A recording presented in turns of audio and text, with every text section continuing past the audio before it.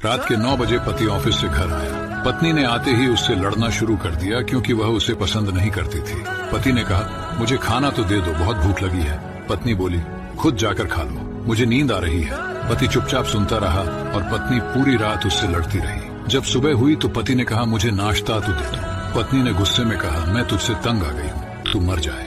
पति कुछ नहीं बोला और चुपचाप ऑफिस चला गया। पत्नी अपने बच्चों को स्कूल से लेकर वापस आ ही रही थी तो उसने देखा घर के सामने भीड़ लगी हुई थी। वह करीब पहुंची तो देखा उसके पति की लाश घर के सामने पड़ी हुई थी। उसके ऊपर कयामत सी आ गई। मन में सन्नाटा सा छा गया। लोग आपस में बातें कर रहे थे कि कार से उसका एक्सीडेंट हुआ है। पत्नी जोर से चीखने लगी और चिल्लाने लगी कि मनोज उठ जाओ, मैं अब तुमसे कभी नहीं लड़ूंगी, तुम्हें कुछ नहीं कहूंगी, मुझे कुछ नहीं चाहिए।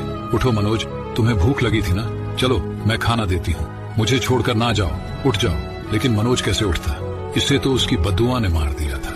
मनोज के जाने के बाद पत्नी को दुनिया के रंग नजर आने लगे, रिश्ते बदलते दिखने लगे, उसके अपने उससे मुंह मोड़ने लगे, दुनिया के लोग उसे गंदी नजरों से देखने लगे। फिर कुछ दिनों में उसे उसका घर भी छीन लिया गया। जो हिस्सा उसका बनता था ससुराल वालों ने उसे दे दिया।